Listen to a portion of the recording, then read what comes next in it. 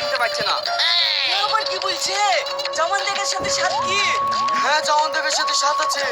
তুই আমার প্রেমিকাকে বিয়ে করে খুব সুখে আছিস না? এই, তুই ওকে ধরে নিয়েছ তো? আজকে আমি ওকে বিয়ে করবো। নাম শিগগিরি। আমাকে ছেড়ে দিন। আপনারা এই উল্টোপাল্টা কথা বলছেন কেন? আপনাদের কাউকে আমি চিনিনি। চ, ঠিক চিনতে পারবি।